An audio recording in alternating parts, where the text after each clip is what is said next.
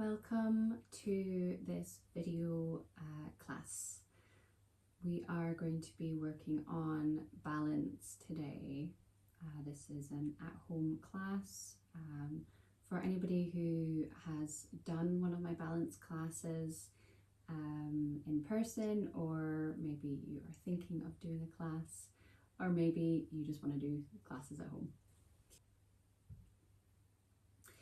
So come into a comfortable seated position and bring your awareness down into your body, letting your nervous system catch up with the rest of you. Feeling into your seat, up your spine. Noticing your breath and your heart rate.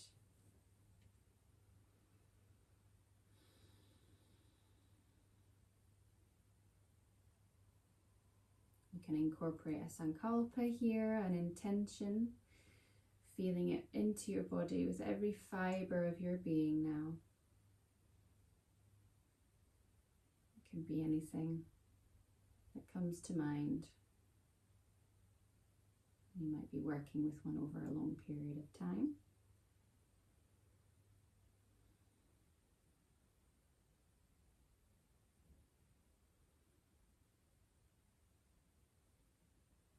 And then bring your hands together and we'll start to rub them, waking up the nerve endings, warming your hands.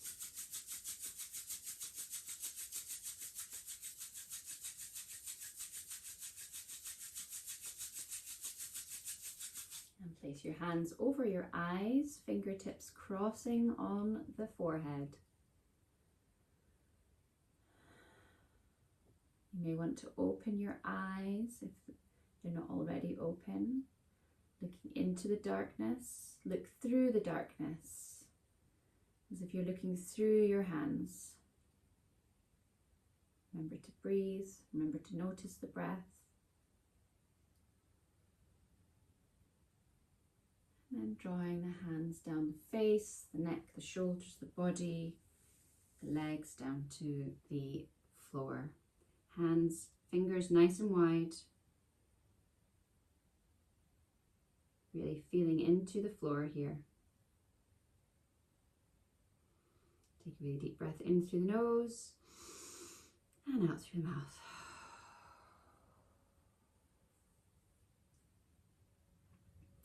Take 2 sips of air through the nose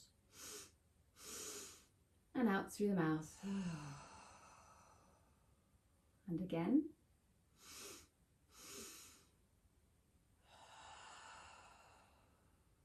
One more time.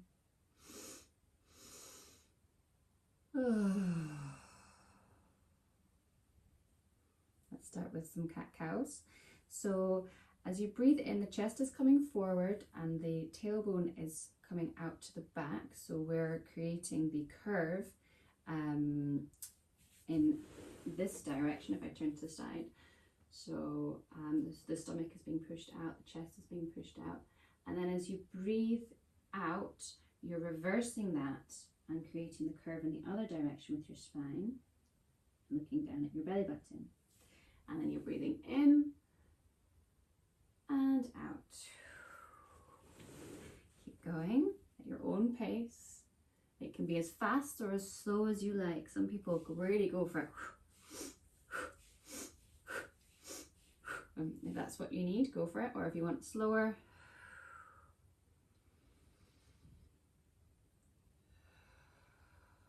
try to keep it flowing.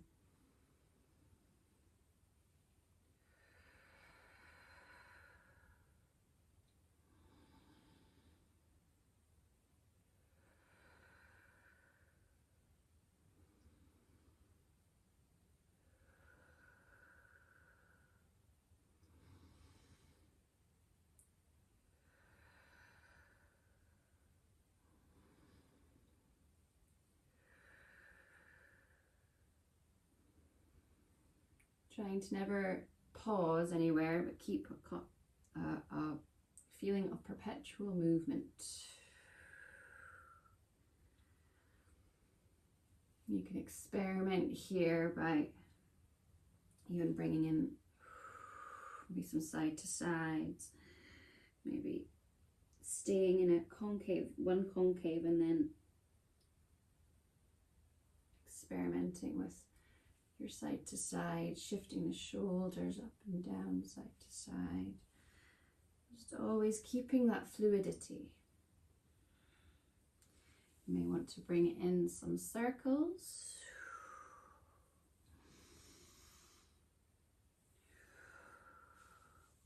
Reversing them eventually.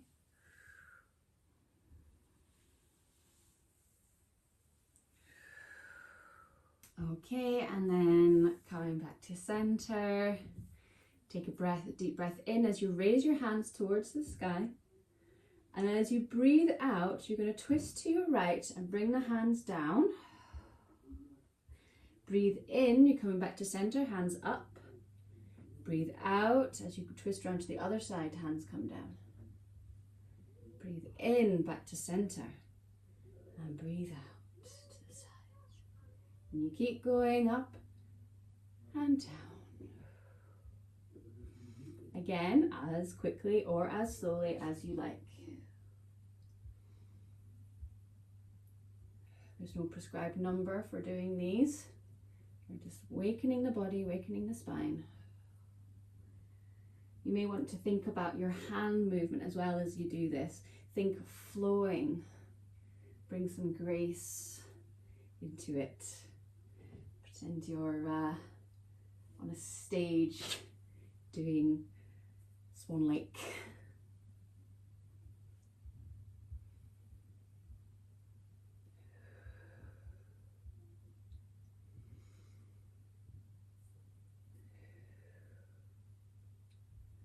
And then coming back to center. Reach, reach, reach up. Breathe in, breathe in, breathe in. Reach, reach, reach, reach, reach, reach, reach. Bring back down. Release. You may want to massage the neck a little bit by taking some circles, perhaps bringing the ear to the shoulder. Place the hand on the opposite side of the head if that helps. Coming onto the other side.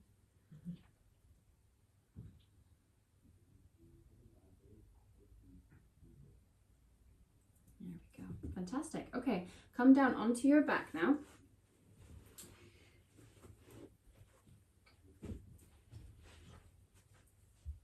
So soles of the feet are on the ground, knees are pointing up. We're going to engage the core. So what is the core? So usually it's the transverse abdominals, which is the very, very deep ones which corset your waist. And to engage them, we're not sucking in. That's when people say suck, engage your core. We may think, okay, I've got to suck in toward the belly button, towards the spine. Instead, if you don't know how to do this, try coughing. So, like so. And you may feel an engagement happening in your stomach. So these are the very, very deep muscles that are you're engaging there when you cough or when we have a very right old laugh. So this time cough, but then keep that engagement. So and then keeping that engagement. So my my pelvis has tucked in here, and I can feel there's a flattening of my lower abdomen. And this is the engagement here that you're looking for. So release for a moment there. And now see if you can engage those same muscles without coughing, or if you need to cough, do so. But we're going to engage them now. So engage. And then have a little, bring your attention down to your pelvic floor. So see if you can feel a lifting up with the pelvic floor. So this is difficult for a lot of people if you don't know where the pelvic floor is or what it feels like.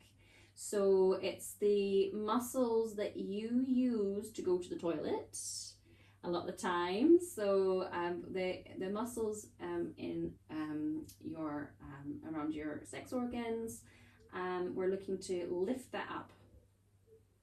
And that is your engagement through the pelvic floor and your core. Now release that down. Now what I'd like you to do is take a deep breath in, and then breathe out. You're going to engage that core. You're contracting all of that area as you breathe out, and then you're lifting the pelvic floor at the same time. Feel very contracted here. And then as you breathe in, your diaphragm is creating your this stretching of the belly. Your ribs are also expanding, but I now want you to feel a pushing down of the pelvic floor towards your feet. Now this is you releasing down your pelvic floors, which is just as important as engaging it. So both of these are important for pelvic floor health. And then as you breathe out, you're going to do the opposite. So you're engaging the core, corseting and drawing up the pelvic floor. Do that a couple more times. So as you breathe out, you're looking for expansion in all directions.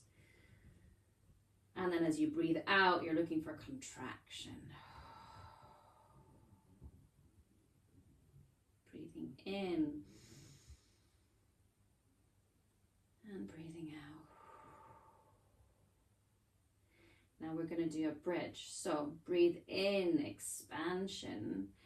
Breathe out, contraction. And then as you keep breathing out, as you lift your hips up towards the sky, just wherever feels comfortable for you, engaging the glutes, pelvic floor is up and in, that core is engaged. You're even squeezing your knees towards each other here.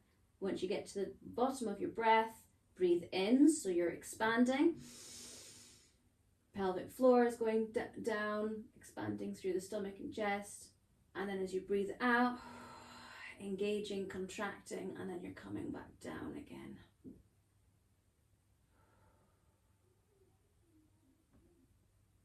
Breathe in, expand. And then as you breathe out, contracting, and you're pushing those hips back up again.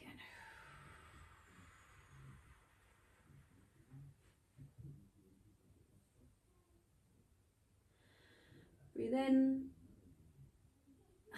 and breathe out as you come down. Now that whole time that you're up in that position, you know, you're breathing in, you're breathing out, and you're coming up to that bridge.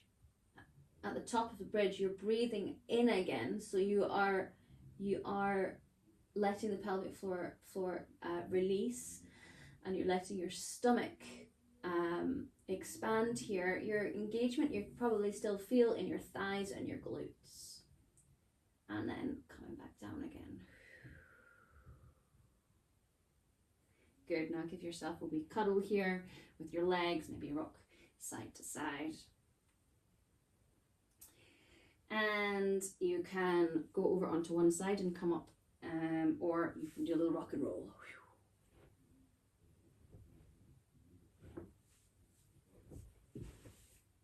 Okay, now we'll go on to all fours.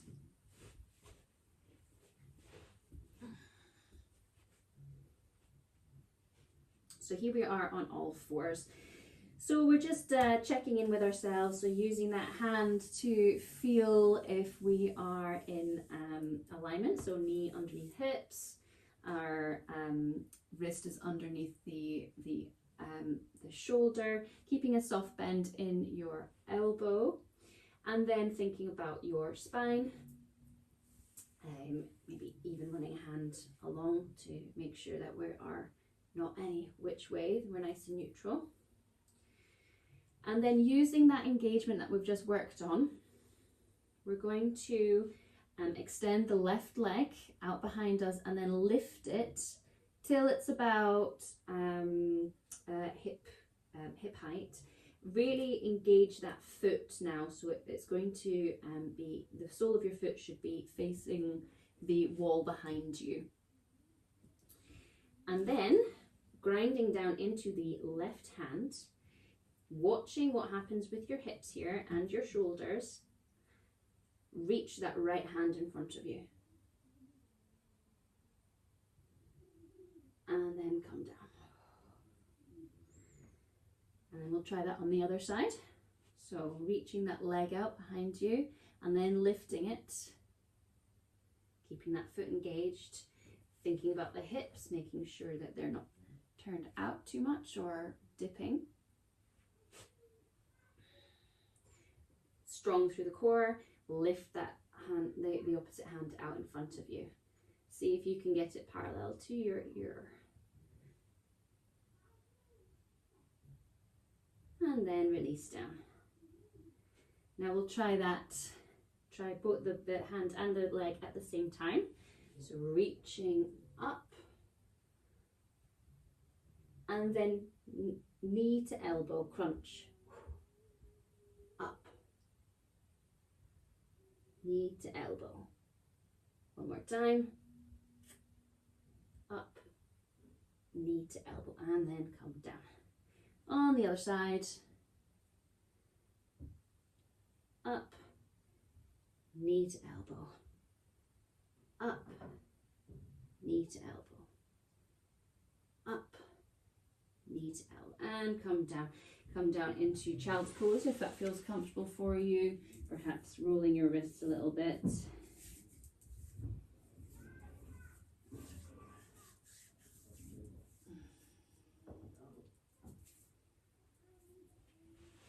All right. And now we're going to come to standing. So let's start with a bit of marching.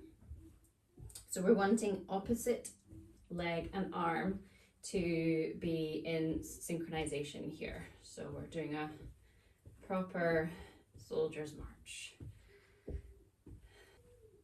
So as a lot of us know now, walking has many benefits, mental and physical. It's great for the vestibular system, which is your inner ear, and also the cerebellum, which is part of your brain, which is great for coordination, movement, and some cognitive functions as well. So yeah, it is a fantastic and underrated thing to do. So we're doing our marching, and then we're going to actually start to bring the elbow to the knee, the opposite elbow to the knee now. So so this is a gentle exercise. You know, it doesn't have to be, you don't have to touch your elbow to your knee if need be. You can be here. And we are training our balance through motion. Most falls happen during motion. And a beautiful Vrikshasana held for 8 minutes straight is great and, you know, admirable. But training balance through motion as well as stillness is important too.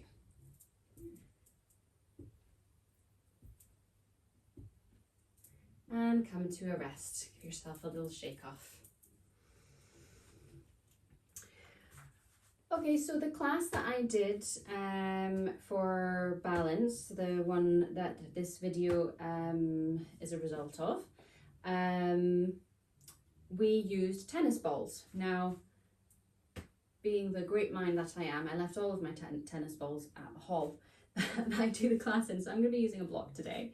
But it's going to give you a good idea, and actually if you don't have a tennis ball, then you know you can use other things. So we're going to start off by placing your block or tennis ball between your feet. So it should be just at the round about your ankle area. And hey Bjorn, no tennis balls, I'm sorry.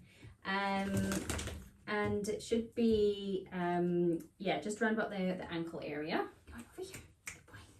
And we're going to start off with some heel raises. So we're going to start off doing a little bit of heel raising here. So we're trying to keep the neck, the spine long, And also not really changing our height here. So we're not tippy-toeing right now. We're doing some heel raises. Been to one of my classes before or seen some of my other videos, you will have seen this one without the ball, but we're squeezing that ball between our ankles, between our feet, and then doing it. So you can probably feel an engagement here in between the thighs, which is great for that midline engagement that we need for a lot of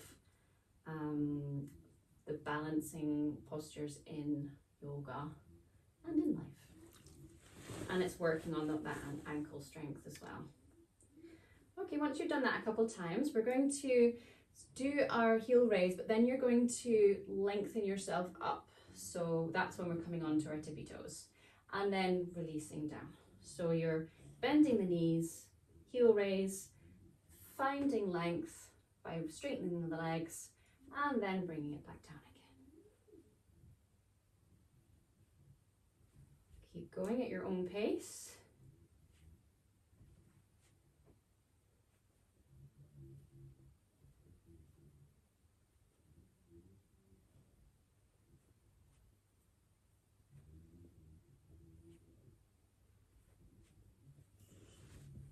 Couple more times.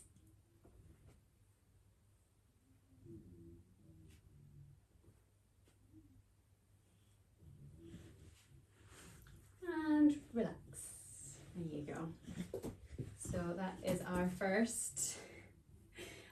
Bjorn is having a little wiggle at the edge of the camera there. So our other exercise that we did today was with a tennis ball. You could use anything squishy. So this block is maybe a bit hard, but I'll demonstrate with this block, but you could use something else. It doesn't have to be a tennis ball, it could be something squishier than a tennis ball, maybe even a rolled up towel.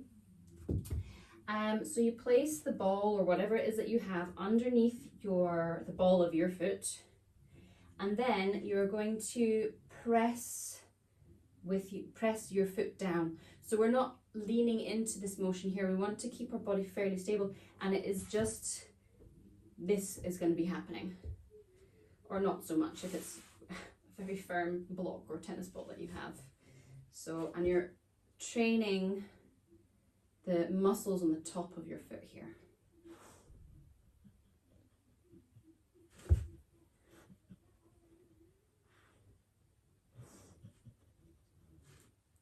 And then on the other side, it's just as well I don't have any tennis balls, isn't it, Bjorn? You'd have them for lunch.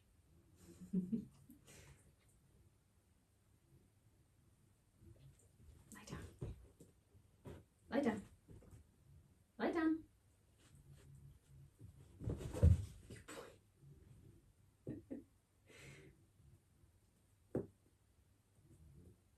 Okay, great.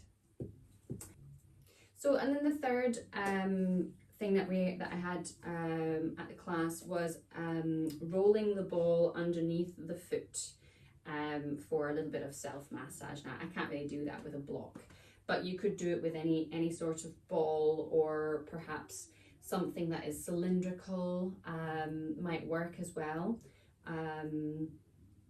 So yeah, and if you've never done it before, then I would suggest only doing it about 6 times to start off with, and work up to doing it more than that. Okay, so we'll start with a little, we'll go on to doing a little flow now. So coming to a Samastiti, so our neutral position, legs slightly apart, grounding down into the ground through your feet, raising those kneecaps. Thighs are spiraling out slightly, and that core is engaged, so the pelvis may tuck us slightly.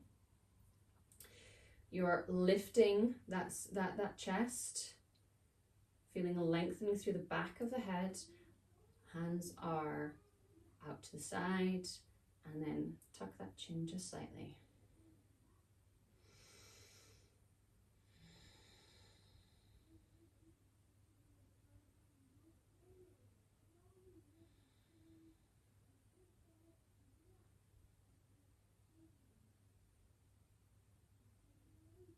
Okay.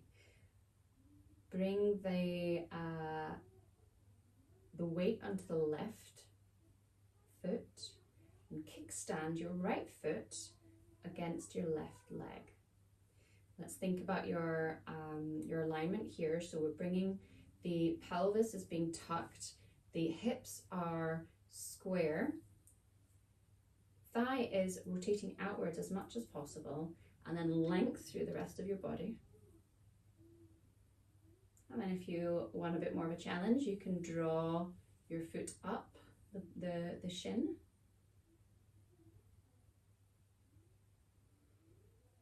And then if you want to challenge yourself further, then catch your ankle with your foot and squeeze your foot into the side of your thigh. Really hard here. So you're getting those opposing forces. It can be a bit painful, so if you need to come out of it a couple times, that's fine until you get used to it. And if this is too much, then you can do a flamingo pose or a standing half lotus. It's up to you. But we're working on the balance here in that left foot. So you're feeling a wobble. You're really, don't focus on trying to get a perfect pose here right now. What you want to do is you want to focus on the wobble that is happening. If you're wobbling, it's working. So feel the wobble, feel where the wobble is happening. Be thankful for the wobble. And then release down, touch your toe to the ground, but then bring your knee up to your chest. Give it a good squeeze here. I'm going to turn sideways so you can see what I'm doing next. So, and then you want to see if you can, without touching your foot down, if you have to, no worries, but we're basically going to bring that right foot behind us now, touching it to the ground, keeping length. You can have your hands wherever feel good for you right now. And then you're going to hinge at the hip as you lower down to the ground. We're not going all the way. And then back up again. So in non-yogic terms, this is known as a single leg deadlift. We know it as Warrior 3 or a variation of Warrior 3.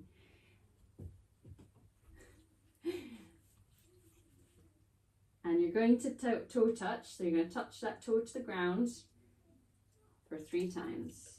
Working on that stability, the balance here, the wobble. Focus on the wobble.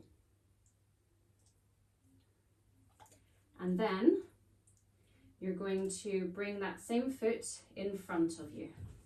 And we're going to come into a Warrior 1. So starting first, making sure that your back leg is nice and strong and as straight as possible. Front leg is bent, and we're thinking about the squeezing into that midline again. So that's the inner thighs are coming towards each other. Your hips are square, and then you're going to raise your hands up to the sky. If you want a bit more of a challenge, then you bring your legs a bit further apart.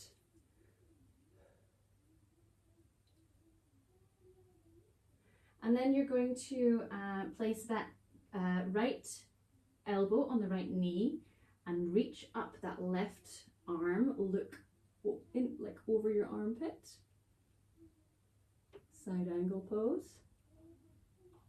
And breathe in as you push yourself up. Finding your back leg with your left hand, reaching up with your right now into Peaceful Warrior.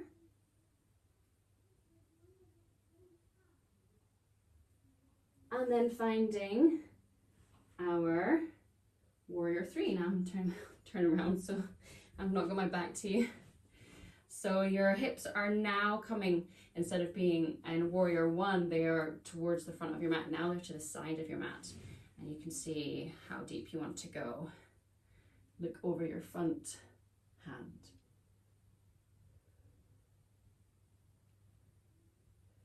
Straighten that front leg. Bring the toe in. So both toes should be pointing just slightly in. Hands to the small of your back. push your hips forward, little back bend. And then hinging at the hips, we're doing a forward fold here. Bend your knees if you need. Just get that lower back as relaxed and released as possible.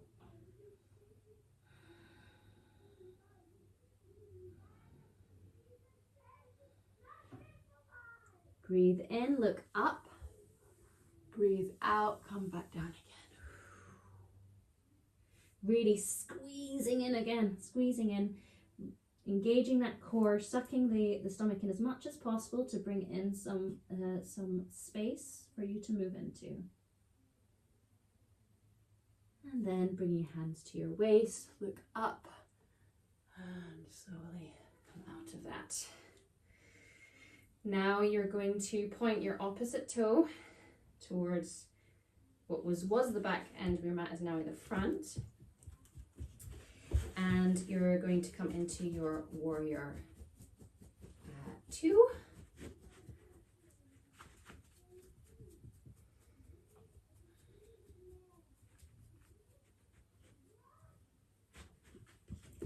And then we're sliding back into our warrior 3. Peaceful warrior. And then pushing up and forward as you place that elbow onto the knee and your side angle pose.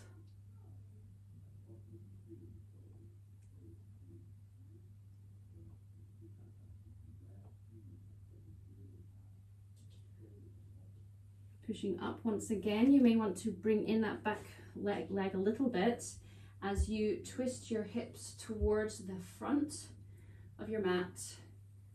Raise the hands up into your warrior 1, Virabhadrasana 1.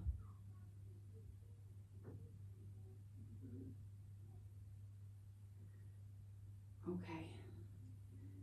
Lowering the hands, you're going to step forward. Step that left foot back now, just tapping it.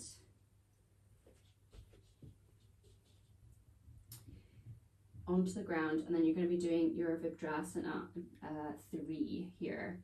So you're hinging at the hips and then tapping on the ground. Trying to keep the hips as level as possible with each other.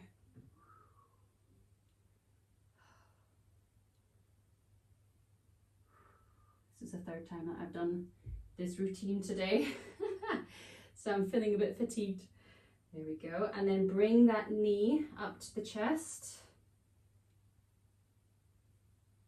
And then you can bring your foot to the ground for a moment if you like, or you can go straight into your Virabhadrasana, like so. Pushing, pushing, pushing, pushing, pushing.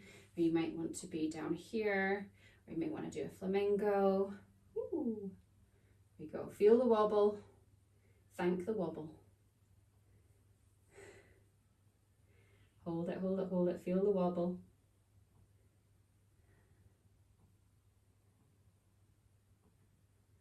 And then release down with control and give yourself a good wiggle. All right then, so come back down to sit down on your mat. So we're going to do a couple more exercises with your ball. I have found a highlighter pen to use in lieu of a ball. So there we go. Adaptability, it's a wonderful human trait. So place the ball or whatever you have in your hand, and we're going to pretend that this is a really delicate egg or whatever we want to think that it is. The elbow is going to come into the body here, and the hand is forearm is extended.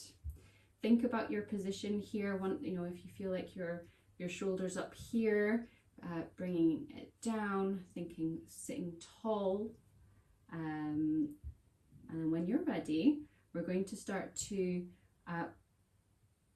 move the forearm. So we're working from the shoulder really here as you rotate the shoulder out and the arm, and then back in again. So we want there to be a slight danger of this object that you have in your hand to fall over, to fall off and crack and break. So we're being super mindful about what we're doing right now. Bring it into the chest. So we're working on the stability of these joints here in your arm, your elbow and your shoulder, and we're being super mindful. This might seem like it's not doing anything, but if you are being mindful, super slow, super careful, then this is very, very, very effective. Now bring in some, maybe start to draw a circle with your hand, extending the arm out long and then bringing it back in again. We're not looking at the object in our hand. We're keeping, you can either close your eyes or soften your gaze. You're being really, really, really mindful here. Noticing the wobbles, reversing your circle.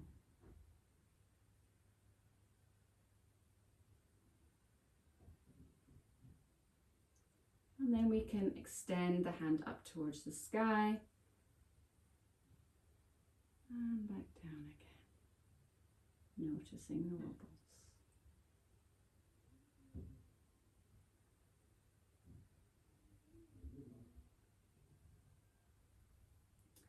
And then extending your fingers out really wide as you can go with your object. So you're like a flower. Your hand is like a flower right now. And you're going to start to bring your fingers around the object in your hand, really, really, really slowly and mindfully. And you're going to give it a really delicate squeeze here, but really try to make it super even. So you're squeezing evenly in all parts, like as if you're squeezing an egg. You don't want this egg to break all over your hand. So you're doing it really, really, really gently, but evenly as well is really important. And then you're extending your hand out again, and then contracting.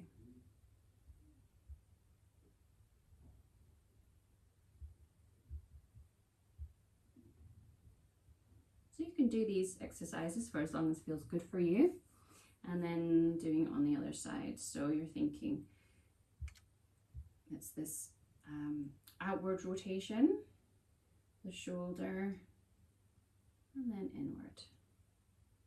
Trying to keep that elbow in as well. And then you're doing your circles as if you're showing someone something. Look at this.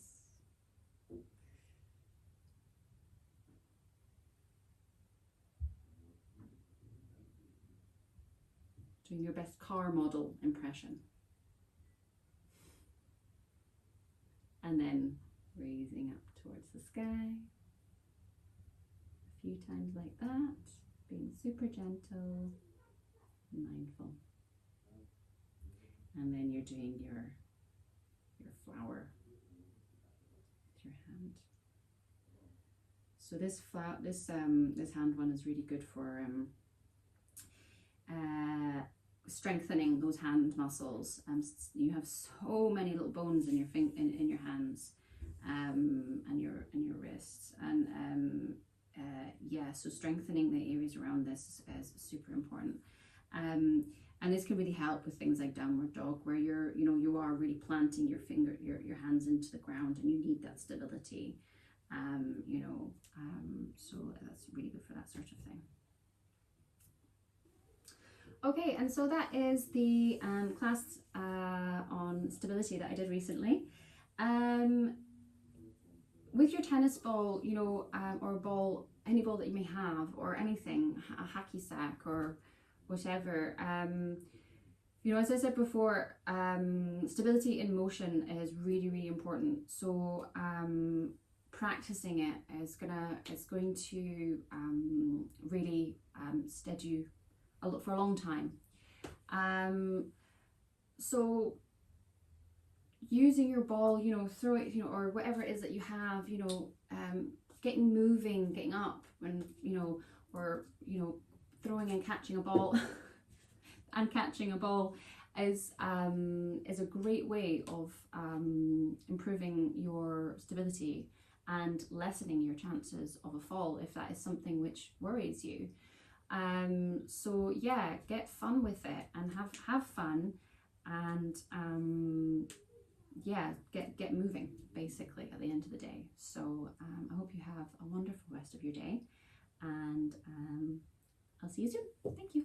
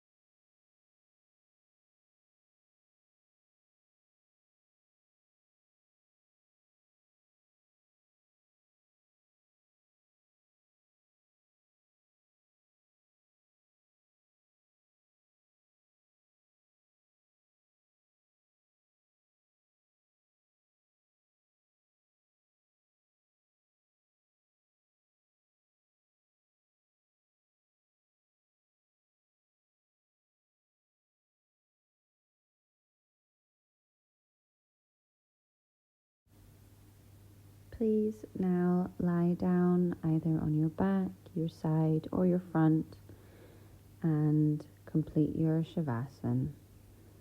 Anything around 5 minutes to 10 minutes is ideal, and it's a great time to cultivate your own meditation practice.